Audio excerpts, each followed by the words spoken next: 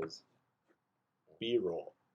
B-roll. I think that's like the outtakes from videos. I don't Oh. know. That's what Sean called it. B-roll. I already did the intro, so we could just start talking. Hi, Josh. Hi, Dano. How's it going? It's going well. Where are we right now? We're in Viroqua, Wisconsin. Woo! Your hometown. Hometown. Oh, and we're on camera this time, so we should probably look at that a little bit. We could probably fix the background. Yeah, Photos of some other people in there. by Luke. Yeah, get rid of him. Yeah, Luke's not on the podcast today. He's probably scouting for something. He could be on another podcast in the future. He should. We'll call that Pretty Boy podcast. Pretty boy or skinny jeans? When? Oh, that's a long story. We'll go some other time with that one. All right. Well, that's for the Luke podcast next year. So you were my first CrossFit coach 6 years ago almost, and in 2009 you came and gave a speech at CrossFit or at Viroqua High School about weightlifting for football. It was super awesome, and then that got me started in lifting. But this episode is about how you got started and what you've done in your life, because CrossFit Viroqua is now huge compared to where we started 6 years ago. And what got you started on your journey? Like growing up, life, what'd you do? For me, I grew up on a farm about a half hour south of here. So always working. You know, it's kind of, I think the motto of farmers are you start work before the sun comes up and you work when the sun goes down. So that work ethic was drilled into me really young. But when I was just a little kid, my mom got this like little weightlifting set from my uncle, which was just, if you remember those, the little set you put sand in. Yeah. And I remember I used to just do like bicep curls with it. I'd do like strict presses, and I'd just do, I don't know, just movements with it. Had no idea what I was doing, but I just loved doing it. I remember just going outside, I'd run around. We had this little like loop in our driveway on the farm, and we called it the point. And so I would just run around it sometimes. Sometimes I'd go get my bike and I would ride around it and have my mom time me. I have no idea why. I just would do crazy stuff like that. A young age, my mom and dad said, I mean, I was like a devil child, monster match. I was into everything. I guess when I was a little kid, like a baby, my dad had to put the crib gate all the way up, put the bed all the way down, and I'd still like reach up, pull myself up, and basically do a muscle up as a baby and fall out of the crib. So after a few times of that, my dad's like, it's better for him to just fall a couple feet off of a mattress. So it wasn't long, and I was just sleeping on a regular mattress because it'd be better than falling out of the crib. That's awesome. And who inspired you growing up / who inspires you now? Growing up, we didn't seem to watch a lot of TV, but I think I'd kind of known about like Arnold Schwarzenegger. I remember being home one day from school sick and having TV on, and I came on to Jack LaLanne. If you remember Jack LaLanne, he had the old suits on with the shoulder pads, and he'd do a lot of exercises just off of a chair. So he'd be sitting there. You could still find him on YouTube. He always had the motto, I'm too busy to die. He swam from Alcatraz in handcuffs over to the mainland. He did a ton of crazy feats. So he was one of those guys that, as a little kid, seeing some of the things that he would do and always staying active and keep moving. It would be simple things of just holding onto a chair, you know, doing hip abductions, doing squats up and down, so basically sit to stands, just little things like that. Some of my people now that motivate me, I mean, I'm into CrossFit, so Rich Froning, of course, is motivation to watch what he's been able to do over the last 15 years, really. A lot of those old school athletes, to see some of those people that have been doing this since Coach Glassman started CrossFit, that are still doing it at a high level, to be able to sit there and do one workout a day and be able to have a high functioning body is so motivating. But I think some of the other people that really motivate me are people like Dano here, who has gone on to go stereotypes of like, I can't do this stuff, and the mindset of I'm going to somehow figure a way to do the most that I can. So we have other people here. We've got a client that he had cerebral ataxia, something like that. Can't quite remember. But for almost like a stroke in his brain. So he's had to relearn how to do everything.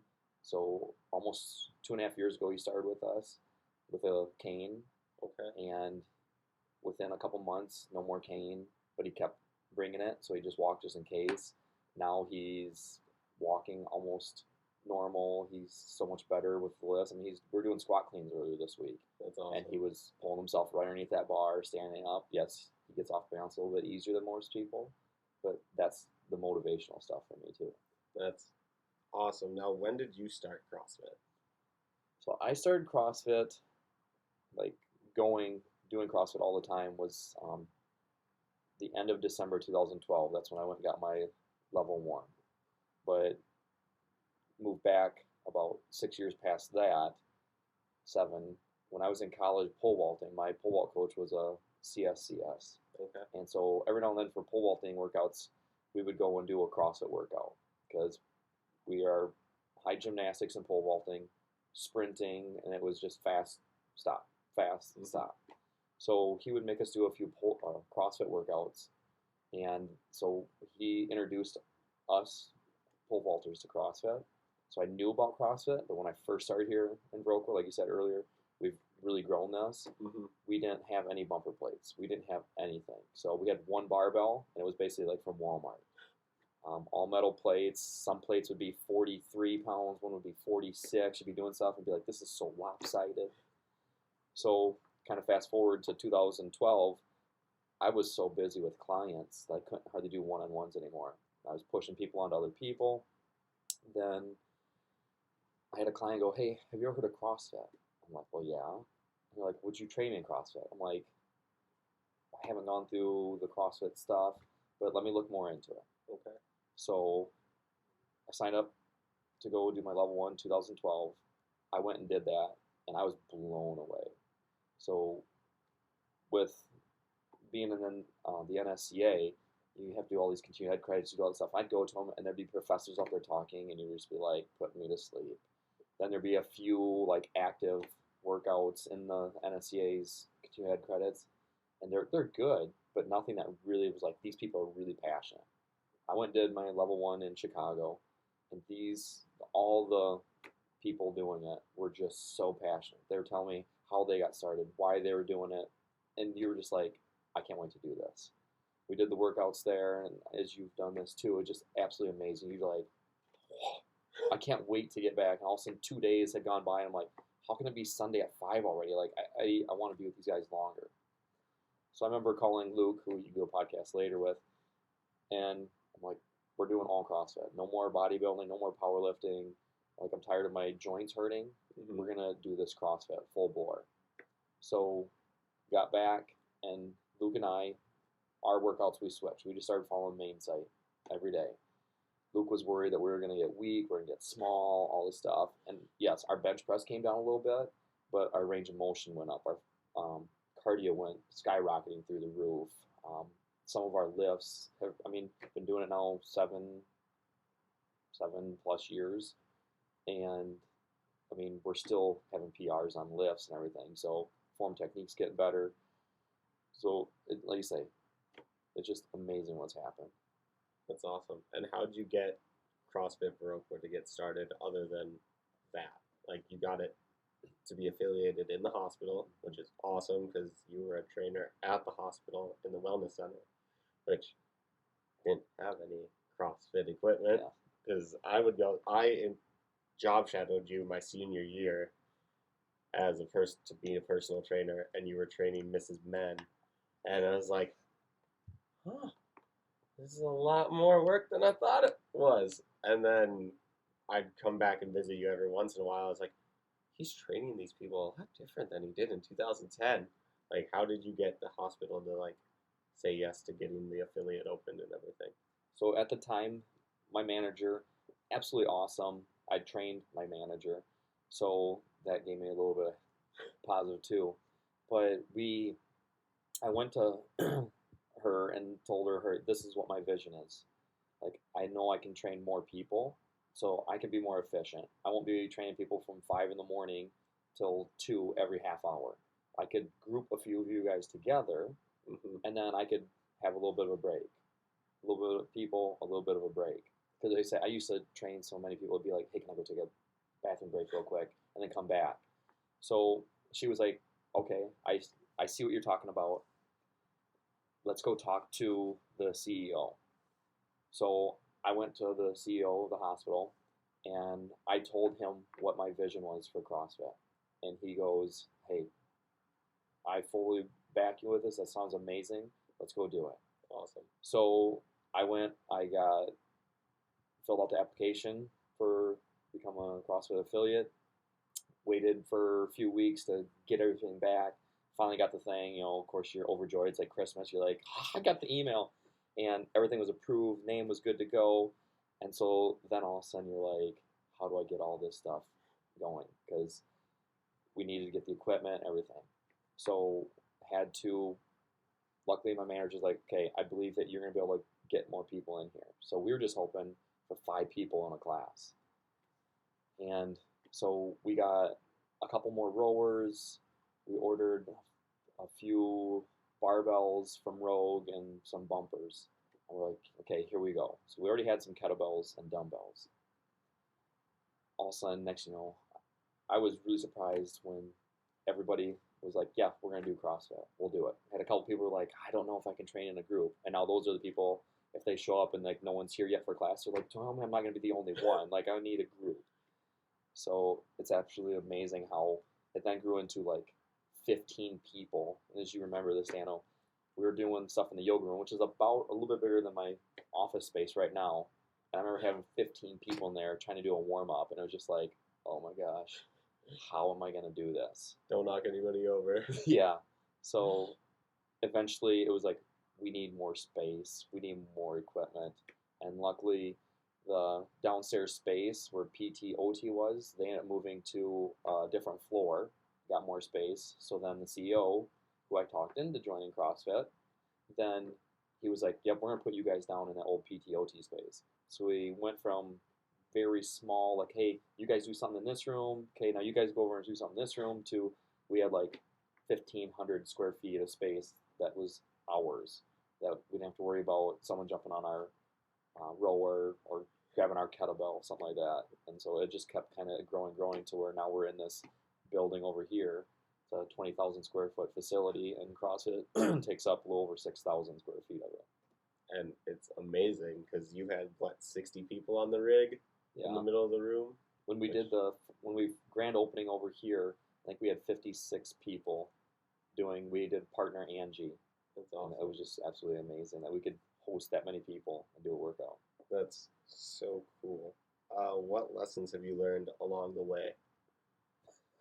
When we start from the very beginning, like Goonies? Yeah. Or do you want to start like age 2 when you're climbing out of the crib? Yeah.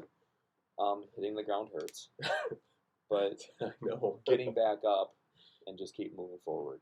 So we always say that, you fall down, get back up. You fall 3 times, get up 4. So things hurt. I mean, we're all going to run into some type of either a roadblock or a speed bump. So it just depends on how you're going to get around that. So we've all had speed bumps, and that they slow us down, but having that vision, that why, to keep moving forward. There's those roadblocks that come on up, and you're just like, I can't do this anymore. And you just either say, I quit and turn around or stop there, or do you find a way to get up and over that roadblock? Do you find a way to get around that roadblock and keep it going? So how many times when I was in college, I had to have my knee scoped out, so I had to no longer play football when I was in college. It just, as a cornerback, there was just too much cutting, and I wasn't going to go professional, so it's not going to be, hey, tear your knee apart. But luckily, I still had pole vaulting in college. All I had to do was sprint straight forward.